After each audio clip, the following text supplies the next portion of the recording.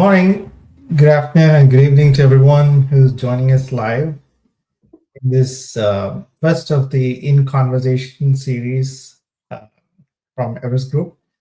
As part of this conversation today, we're happy to have an expert practitioner from the world of AI applied to enterprise R&D. So with me today is Dr. Shalini Sharma, a product development leader from the semiconductor industry, who has taken new materials from concept to production and is now actively involved in shaping what AI means for enterprise R&D. Welcome, Shalini. So just a few words to introduce and to welcome the audience. Thanks for having me, Isaac. We are truly at an extraordinary moment in reimagining scientific discovery, and I'm very happy to be part of this conversation. Thank you. Thank you for joining us. Absolutely. So, and for everyone who's joining us live, I request you to please feel free to share where you're joining us from. We request these things in every LinkedIn live session, but we want to keep this live and engaging. So it'll be useful if you can share what's intriguing to you about this topic, AI for R&D, and just go ahead and post your questions and comments, and we'll try to address them during the session, or take them offline for you and reach out their answers. So we'll just step right into the conversation, Shalini. So here, when we thought about what AI means for R&D, and we were doing our research, how we want to structure this research as an area that we want to spend a lot of time, we realized that AI is fundamentally reshaping how R&D is currently performed, right? So from a largely manual, step-by-step experimentation model into a more adaptive, connected, and increasingly self-driven process, right? So, for a while, this has been discussed more like an efficiency lever, but what we believe in is the conversation becomes more interesting when we start looking at AI as how it can change how the experimentation is, organized and also executed. So we're seeing a shift in the experimentation process from a more manual, one step at a time experimentation to a systems approach, where it's a closed loop, more continuous loop of planning, executing, analyzing, and refining how different steps in the experimentation is executed. So I would just start with one first question for you is, when you look at enterprise R&D today, do you see AI mainly as a better automation layer, or as a deeper shift in how experimentation and learning outcomes are actually improved and it's done? Yeah, thanks for the question, Isaac. So a quick note about my background, Isaac. I spent more than a decade in enterprise R&D in semiconductor materials space, and the last 6 years using AI ML methods in accelerating R&D. So that gives me a unique vantage point to really see not only the potential and upside of AI technologies, but also where we need to be cautious, right? So I'm happy to have this conversation with you today. So your question really, Isaac, as I hear you, is whether AI is mainly just a better automation layer, or is there something deeper shift that's happening in R&D? So first things first, AI is absolutely useful as an automation layer where you can remove your manual, tedious, and time-consuming steps in the entire R&D process. But that's not exactly where the real unlock is. The more significant shift is AI operating as an intelligence layer, where you're not just only executing what you've already decided to do, but really surfacing recommendations and candidates that you would not have reached through human guided search. So as you mentioned in your introduction, that R&D is a very sequential, step-by-step process.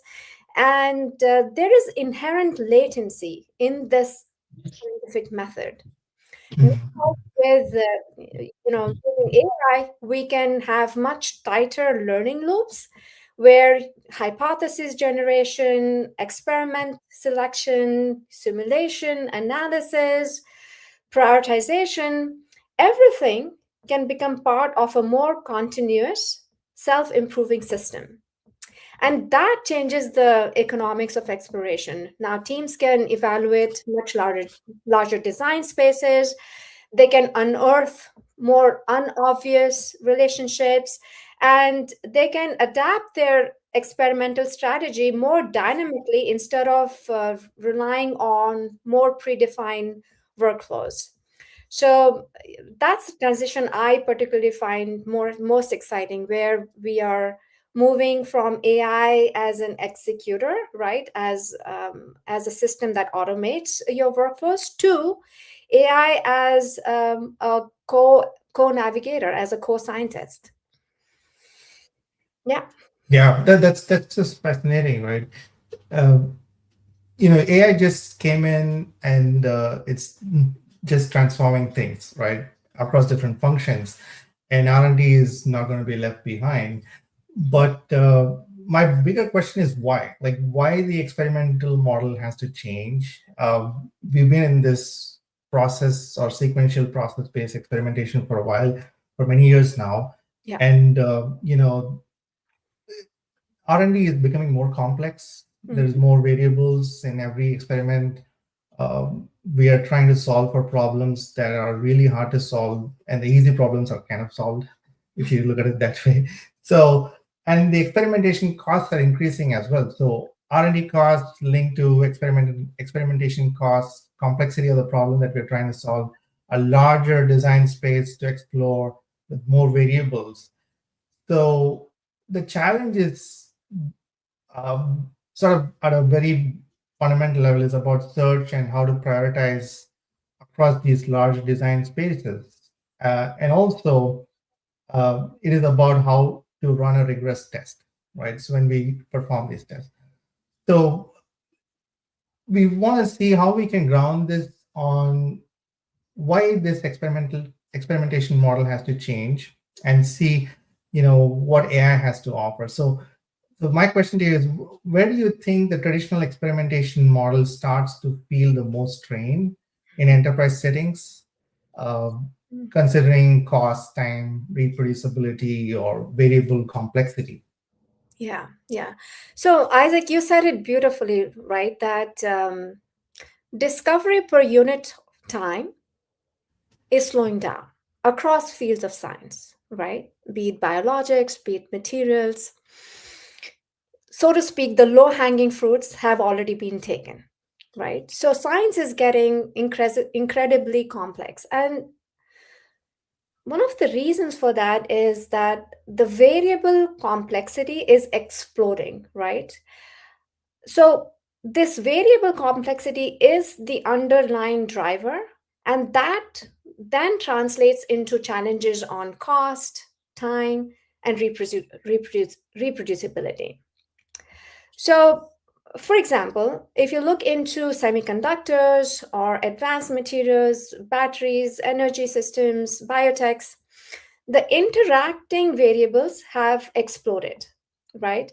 You're not any longer optimizing one parameter in isolation.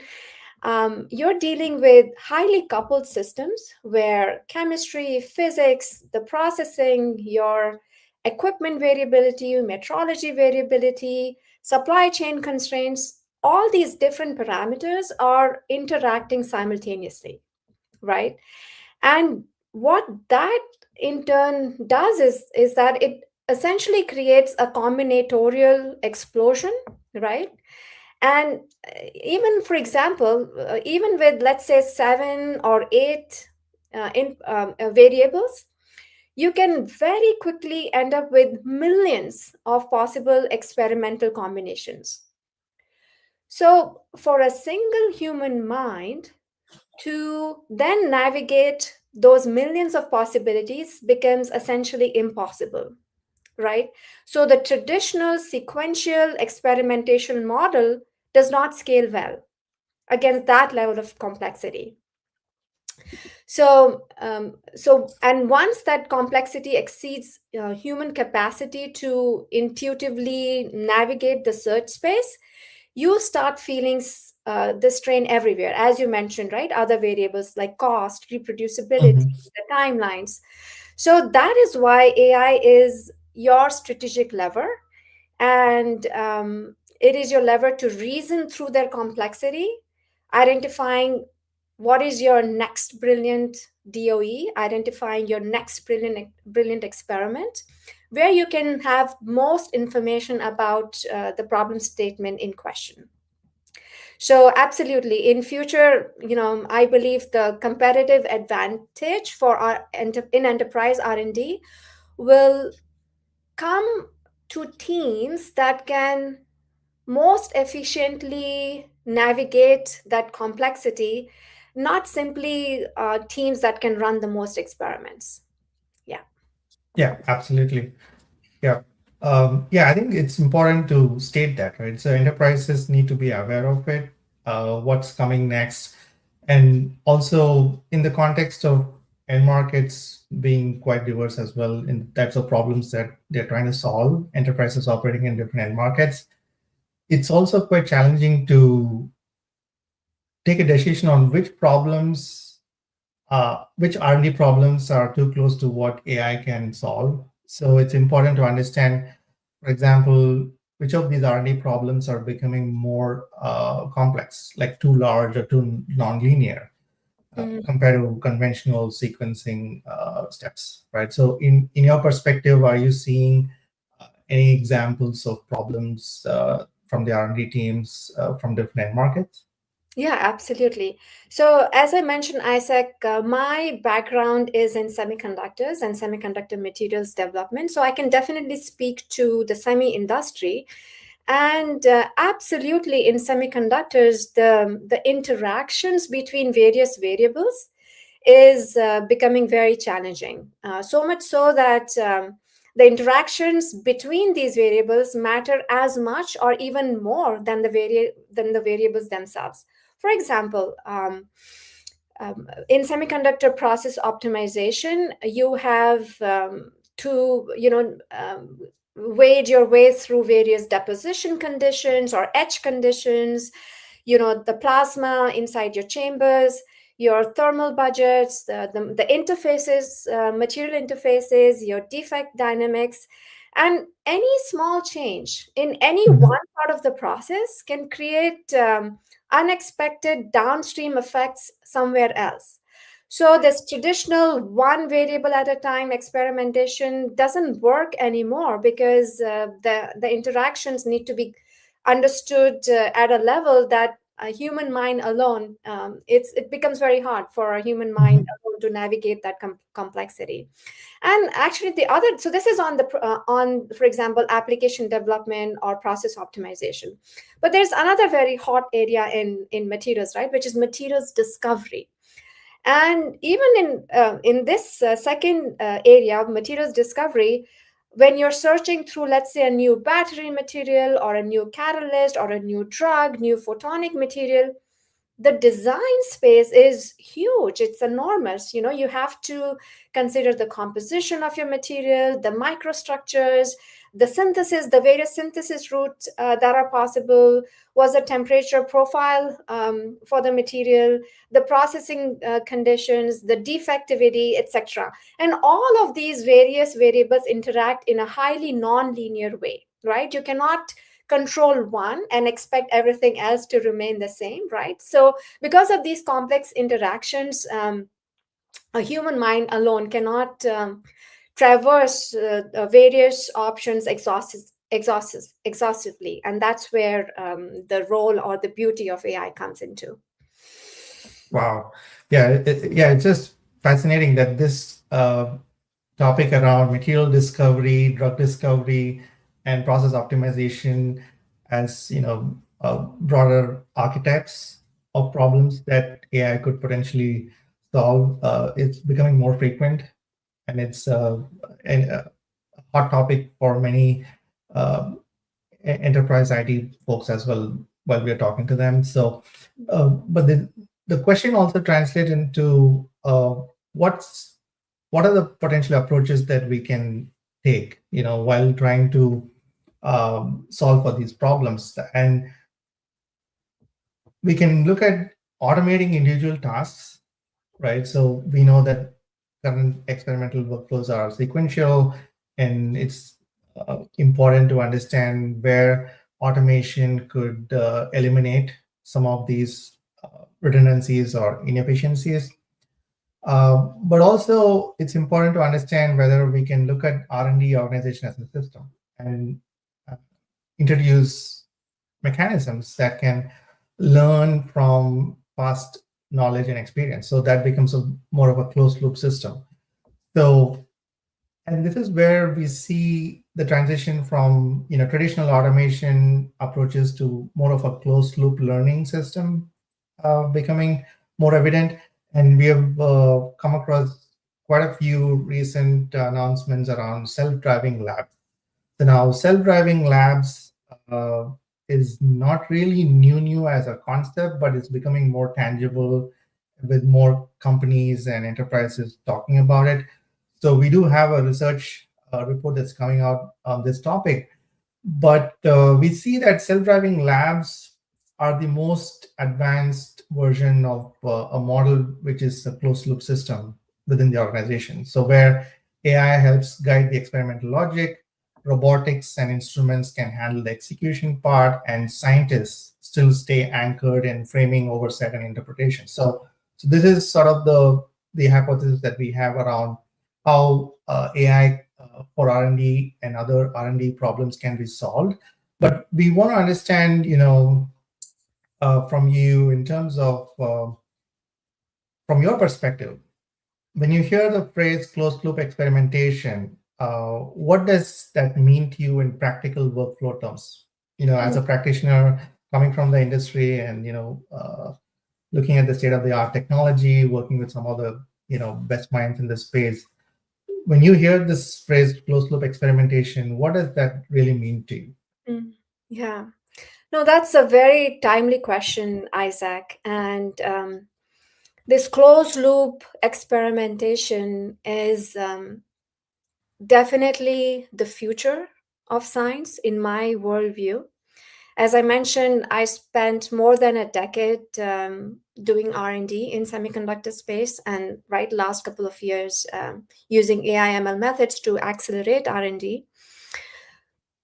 I have no doubt that the future of science is closed loop. And also, I want to make a comment that in this particular area, startups are ahead of, I would say, big enterprises.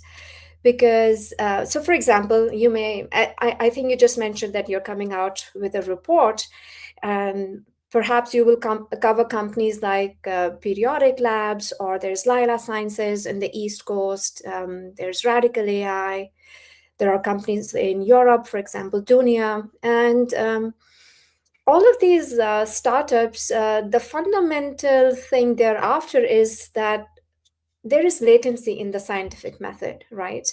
When the human is part of each and every step of the scientific method, the decision making is slower.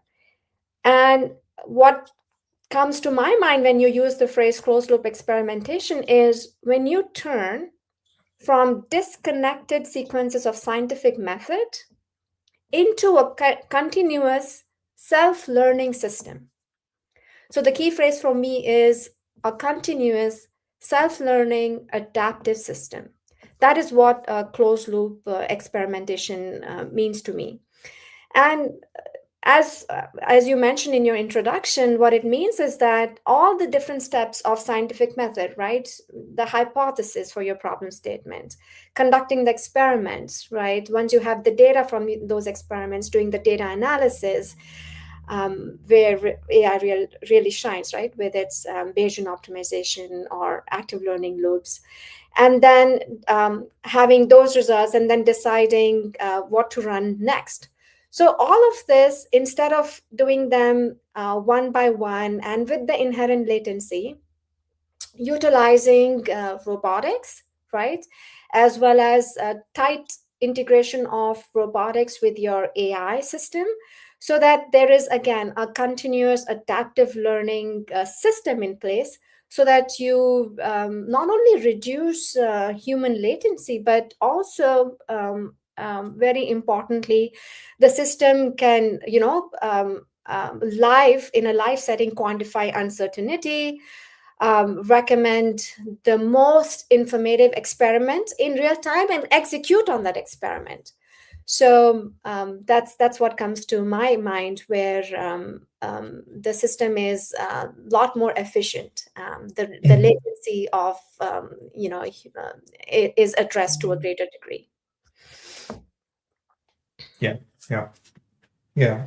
Um, and and also, looking at it as a closed loop system now, R&D as a closed loop system, and there are different stages in the loop that can progress at different paces in terms of technology progress, advancements in technology, as well as the different constraints and requirements that needs to be met for achieving the closed loop system. But in your view, based on your interactions and looking at the enterprise tech stack and how R&D, automation, or autonomous self-driving labs are being built, where do you see the progress moving faster? Like, which parts of the loop are advancing faster today? Is it the planning or the execution or the analysis or the reprioritization phases? Yeah, it's a great question, Isaac. So I think you would agree, and probably the audience would agree as well, that the intelligence layer of the new system is advancing more rapidly than the physical infrastructure or the physical layer. And in that sense, the analysis and reprioritization is improving more rapidly. And because the real world execution is still constrained by an enterprise's lab automation capability and their process and metrology integration.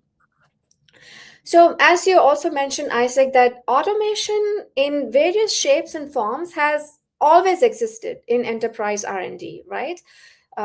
Combinatorial approaches. There's a company in semiconductor space called Intermolecular. They have been, for example, doing high throughput combinatorial experimentation for, I would say, close to 2 decades now, right? And Mhm. robotics is a huge part, for example, in semiconductor application development, right? So there has been a presence of robotics, high throughput experimentation, automated metrology. What we need to do now is connect all these individual pieces together and connect it to Mhm. your AI model, right? So that's the current gap. So individually, there are capabilities in enterprises in robotics and high throughput experimentation, but the disconnect in my worldview is that different parts of the stack don't speak to each other very well right now, right? So we need to orchestrate these various parts of the systems together in a more efficient manner. So again, I will go back to my original statement, which is the intelligence layer, right? The reasoning layer of these models is more advanced versus the physical layer, and the reason for that is we are still in our early innings of this closed loop system, where we have tightly Mhm. connected robotics and high throughput experimentation with our reasoning model. But that is absolutely the future. So, to summarize, I would say that enterprises need to really take advantage of efforts they have done on automating processes and metrologies, but then connect them in a live setting with the AI reasoning model.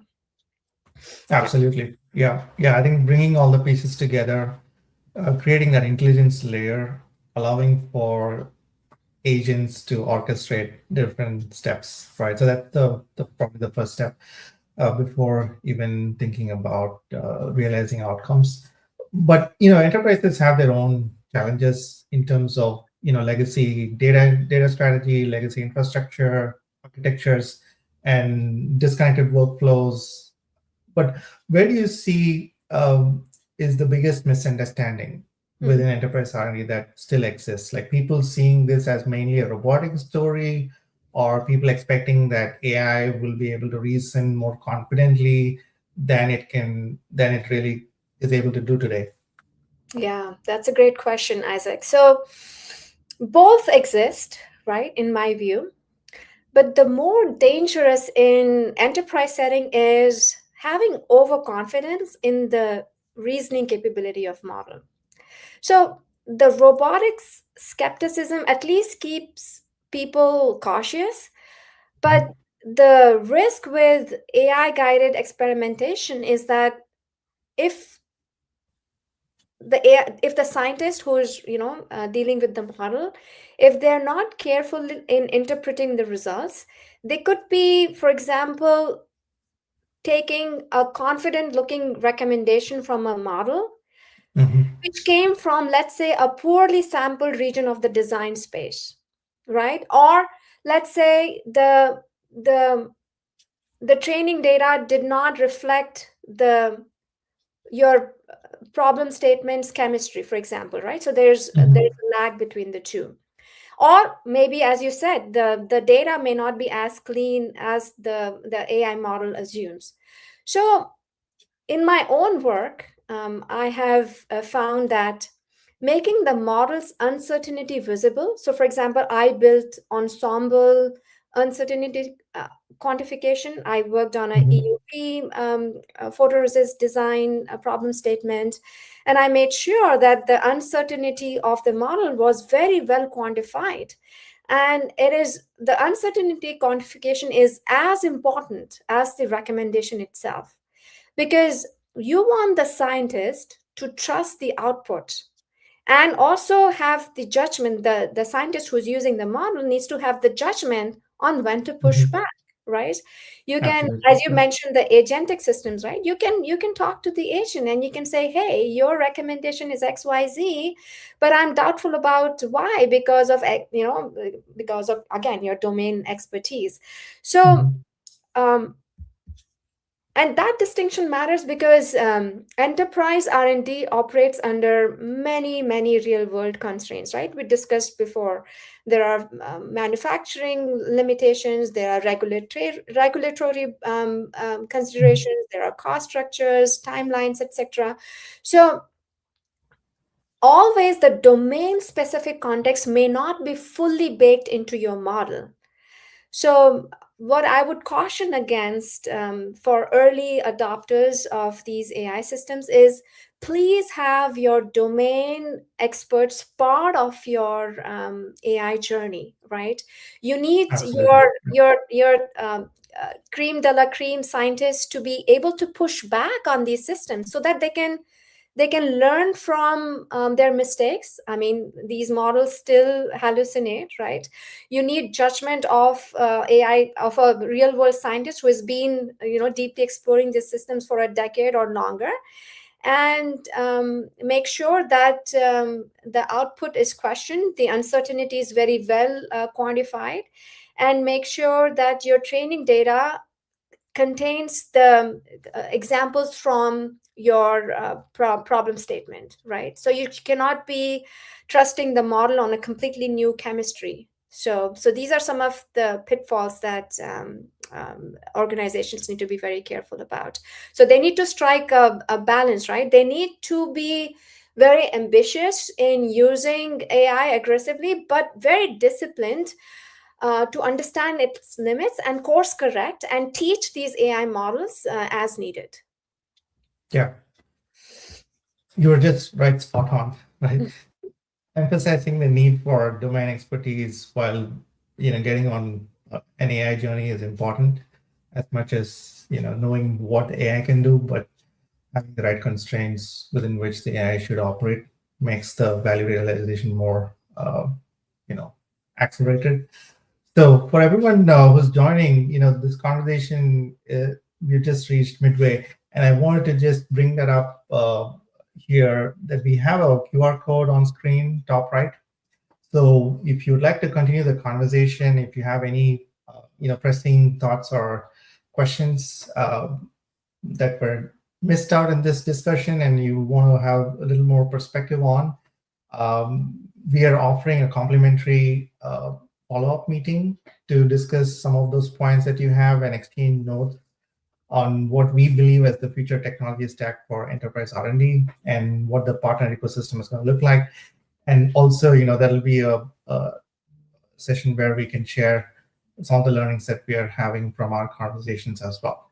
So please feel free to scan the QR code and select the option that you would prefer, and then we can set up a conversation here. Okay. So, Shalini, we'll continue to the next section that we have. So, where is AI delivering measurable results now? Like in terms of where we have seen what it can do and why it's important that we consider this, and what are the constraints within which we need to, pursue this journey. But there are a few examples. Like you pointed out, there are many companies or startups in pursuit of using AI for R&D for different end markets and unique workflows that are identified. But it helps to move the idea from where it is to what AI can do for R&D in measurable results that we can realize. So when you look across different examples that are available that you probably have come across during your conversation, where do you think AI is proving itself more clearly today? Is it optimization, prioritization, or process optimization or process development? Or is it broader discovery, discovering new materials, new products that are beyond the scope of what we know today? Yeah. No, that's a fascinating one, Isaac. So based on my own journey, right, when I started using AI ML methods, it was for optimization use case, and this was 7 years ago. And I would say even till today, this is where AI is proving itself most clearly as the first use case, right? Especially, right, you can narrow down very large experimental spaces and you can identify the most information rich best experiment to run next. So absolutely, most clearly in optimization and prioritization. And that's where you're seeing the strongest evidence of practical value, practical near-term value, right? It's important to make that distinction, right? I want to emphasize the most near-term value. So you can reduce your iterations, you can accelerate your solution convergence. Now, having said that, I would also say that the more broader scientific discovery is the most exciting frontier for AI.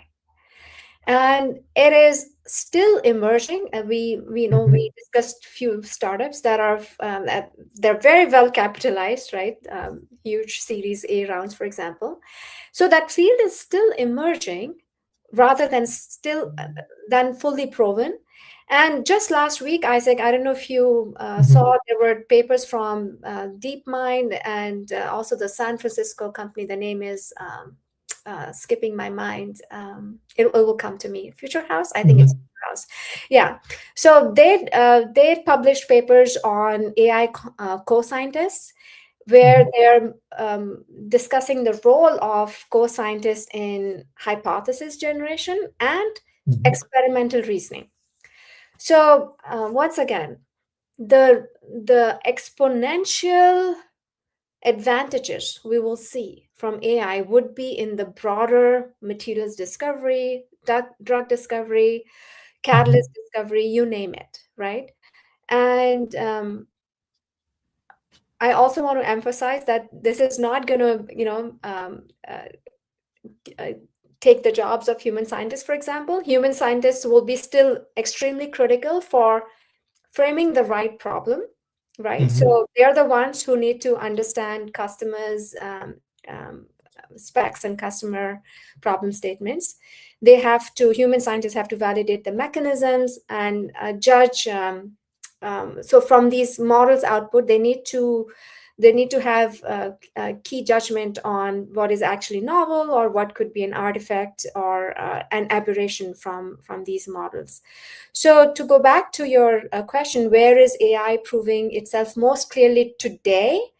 Today, I would say process optimization and prioritization, right? New experiment recommendation with the help of Bayesian optimization and active learning. But autonomous discovery is where the true exponential potential of AI lies, and that is where the field is heading. Yeah, yeah, absolutely. The next horizon in the long term should be around how do we expand the design space and make it autonomous in terms of discovering new products. So the new product innovation landscape expands with AI capabilities, right? I think the next question that I have is sort of has underlying assumptions baked in from your previous response, which by which we mean the use cases are around optimization. So when we think about the R&D organization operating model KPIs and what are the measurable results that R&D leaders are looking at in terms of measuring outcomes enabled by AI. So we have a few. So is it about fewer experiments, faster scale up, or stronger multi-objective outcomes, or just clearer downstream translation for better products? Yeah, this one is a little bit difficult to answer because all of the above matter, right? Fewer experimentations, faster scale up. You mentioned stronger multi-objective optimization and downstream translation. But if I have to put myself in the shoes of enterprise R&D leader, the most meaningful outcomes out of the ones that you mentioned probably would be stronger multi-objective optimization. So in the beginning of our conversations, we discussed science is getting hard, and it's getting hard because you're no longer optimizing 1, 2, or 3 variables. You have more than half a dozen in each and every problem statement, at least half a dozen objectives that you're simultaneously optimizing, and there are trade-offs. You improve one, the other 2 goes out of whack. So it becomes, the variable complexity explodes, right? So AI, with its strength in pattern recognition, right? It has a lot of offerings in this multi-objective optimization, and also your other aspect you mentioned was more clear downstream translation, and that's valuable not just to your enterprise R&D leader, but also to, right, your CFO, right? You have to deliver the business value at the end of the day. So absolutely, the more clear downstream translation in your scale up, or how does the material fit into your production lines, right? Your scaled up lines, not just at a small scale R&D batch, but make sure that it's integrated well with your production systems. So those would be a key KPI for leaders in the companies. Awesome. Yep. Yeah, and it's important to prioritize projects, right? So even if we think of R&D as a organization, the R&D leader interfaces with the IT leadership in terms of procuring tools and platforms and solutions that can help the team progress faster in their jobs that they do.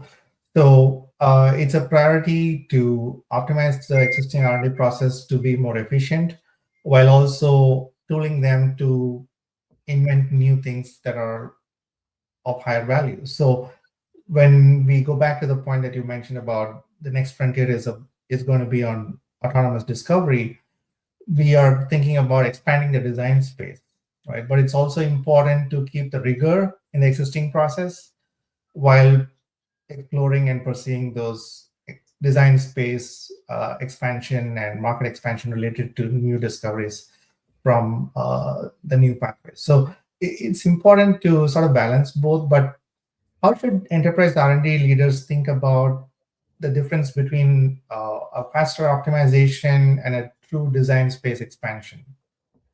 Yeah, that's a fascinating question as well, Isaac, because these are very real world decisions, right? That R&D leaders need to make when they're doing resource allocation.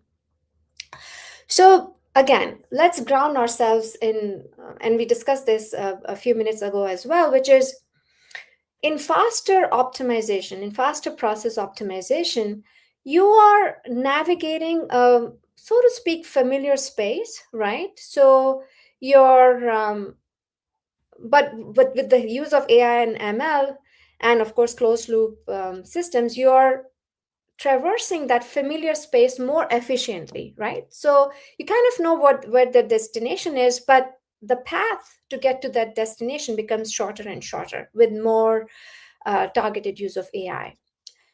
Whereas in design space expansion, right, we discussed the combinatorial space, the space has exploded, right, with the number of variables that are at play. And in this case, you're exploring design space territory that you would not probably have mapped with your conventional approaches. And both of these two streams require actually different mindsets. It also requires at engineering level, it requires different architectures for your models, right? So for example, I would say for faster optimization, we have well proven Bayesian optimization, active learning, random forest models. Whereas LLMs are, they really shine in terms of your Mhm. architecture for design space expansion. So, the question I would ask an R&D leader is, what is your goal for this particular application? Are you trying to get to a known destination via shorter path, or you genuinely are willing to to explore solutions you don't know today exist? And that Mhm. could be on a longer time, and actually by in principle that would be longer time horizon. So the way Isaac, for example, I can tell you from semiconductor industry point of view, each and every application, let's say, takes 2 to 3 years in development cycle. What I would say is, in the beginning of a new semiconductor application development, I would, suggest R&D leaders to be more in the design space expansion frame of mind, right? Where they can explore areas that they would not have gone otherwise with their more traditional approach.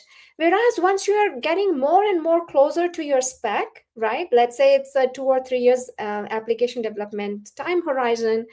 Let's say after year two, when you have a pretty good landscape of where you want to be in terms of your chemistry, in terms of your process parameters, but then you're fine tuning, right, your Mhm. process. In that stage, of course, optimization shines. But Yeah. what the key is, even during optimization, in the previous question, we discussed downstream translation.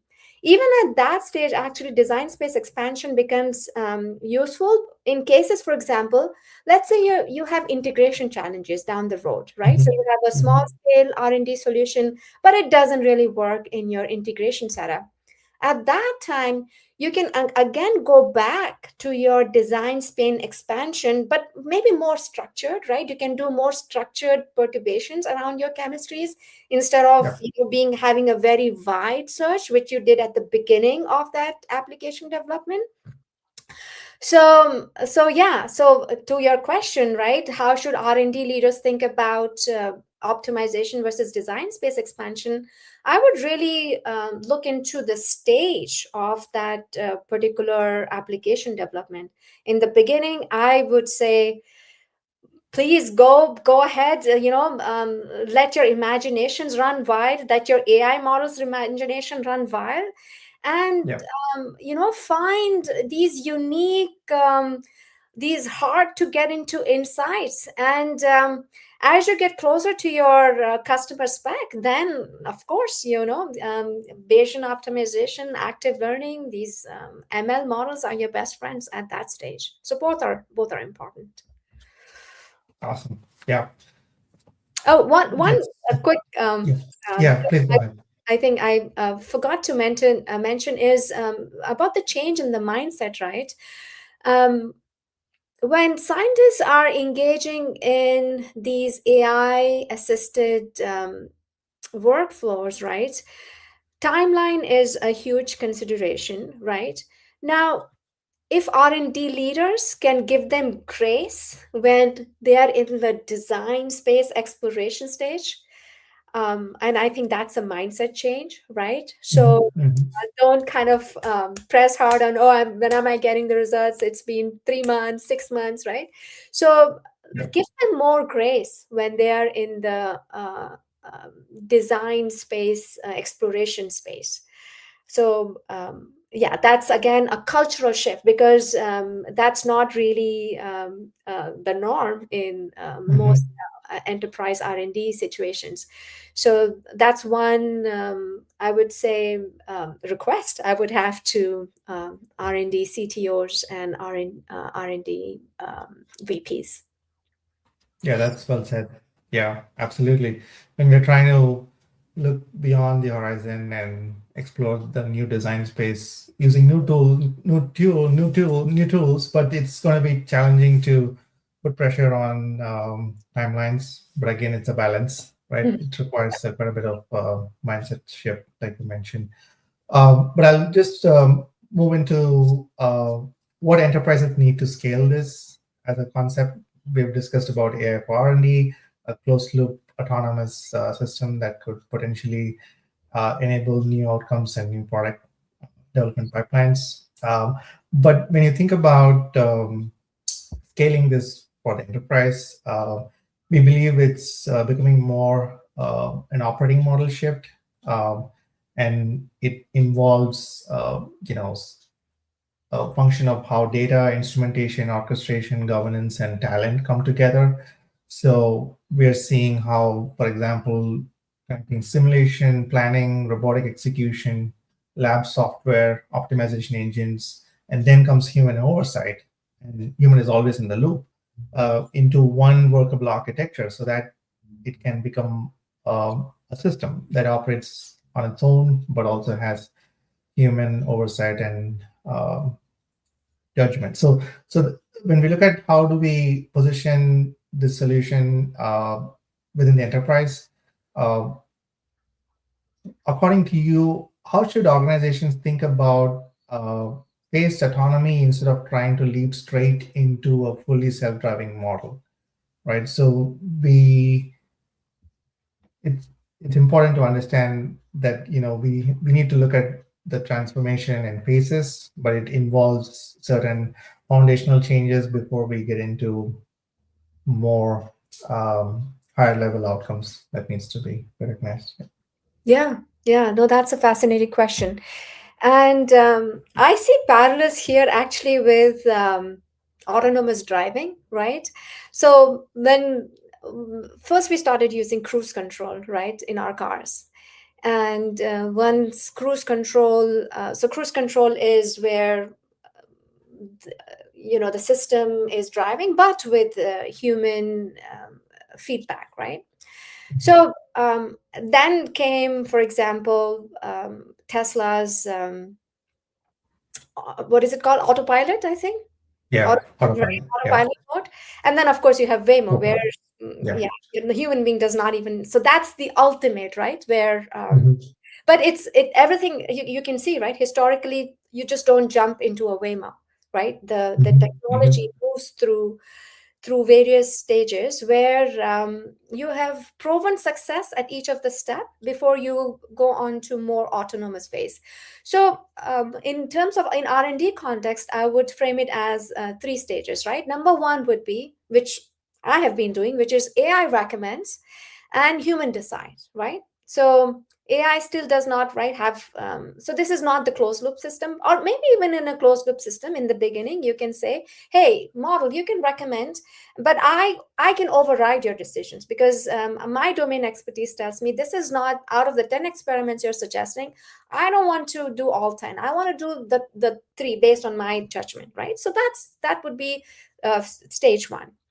Stage 2 would be where AI can decide what to run within some bounds. So a human scientist can define what bounds it's allowed within to operate into, and human beings can review after the fact, right? And then they can adjust their settings if the results don't make sense. So this way you have earned good confidence in specific Mhm. problem types to let this loop run in. But of course, you need to ensure there are audit trails, right? And there are review checkpoints to, so that you can make the system better, right? That, I mean, that's what Tesla is doing with its autopilot, right? There are these trackers, right? So you can let the car drive, but it's collecting a lot of data on you before it goes to full, non-human autonomous driving, which is actually the stage 3 in terms of this phased releases.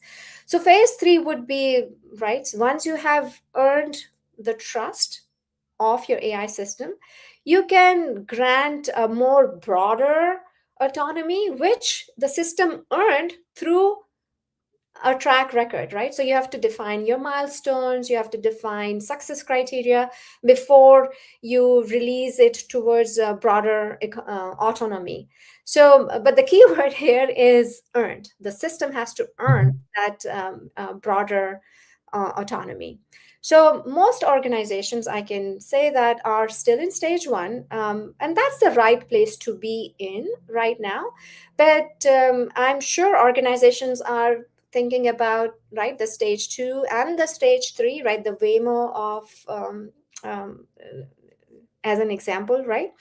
Yeah. But of course, right now the organizations are learning in a low risk way from your the first stage, and then gradually move on to stage 2 and 3. Yeah, absolutely. Yeah, it's always gradual and more structured transformation process that's required before we realize a well thought out system that can function for different workflows and the complexities that we have discussed, right? So, but one final question, Shalini. So we are kind of close to the hour, but I wanted to, close with something that will address the enterprise R&D leader. So, based on your experience working with different systems and technologies that are enabling R&D functions, if you were to advise an enterprise R&D leader today, where would you suggest they should start?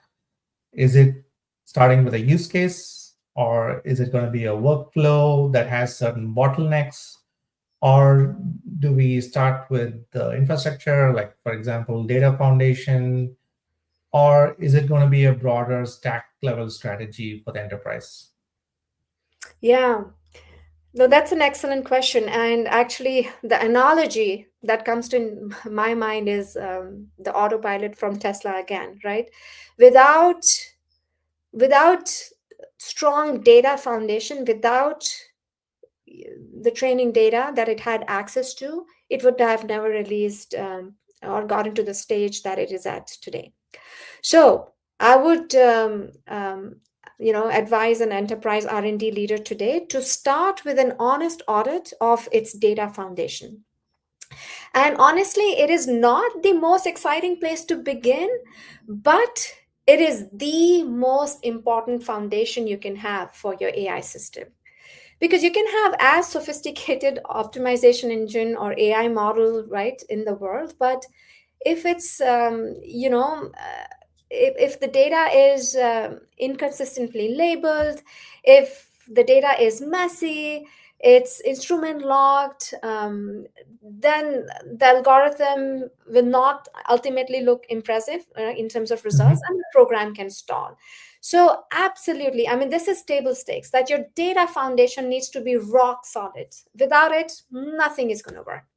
And in my assessment, it is the piece that takes probably the longest, because, and the reason for that is, still there is human in the loop that's connecting various data flow, right, from your Mhm. synthesis to what gets onto the tool to how it gets measured, to have all of this connected in one single platform, because there are still gaps in kind of human logging in all the details necessary to connect all the pieces together. And organizations are moving into more automating more of that data collection methodology, right? So Mhm. again, going back, number one, extremely important, your data foundation. And once your data foundation is rock solid, then I would say, look for a use case in which the search space is, for example, large enough that AI can create a real advantage, or it could be an optimization problem, right? It may not be design space problem statement. It could be a very valid optimization problem. So you showcase early wins, earn the trust of your R&D engineers and R&D scientists, and get the necessary pull from them to then sequentially start bringing other workflows into your platform, and start to see results. So again, strong data foundation, start with a use case, a workflow bottleneck, show some early wins, and make your way up through all the use cases in your R&D. That's fantastic. That's a great way to finish, Shalini. I think we've covered quite a bit in terms of what AI means for R&D here. We would like to continue the conversation for another time. We may have a different set of questions for you. Probably would love to have you again in our In Conversation series. But I really want to appreciate you for taking the time today and, to come and share your expertise and views and perspectives on what enterprise AI will mean for R&D as a function. So I really want to thank you again. Thank you so much, Isaac, for the opportunity. I had a fantastic conversation with you. And as I mentioned, we are truly, truly at an inflection point in reimagining the scientific workflows, and having these conversations is exactly the right thing to do. So thank you so much for the opportunity. Thank you. Thank you. And we're really happy that we're able to sort of facilitate this conversation and start this engagement between different stakeholders who are working in this space as well. Thank you. Thank you. Thanks everyone for joining us live today. And please go ahead and let us know your thoughts and comments, and do reach us out if you have interest in a follow-up conversation. Thank you.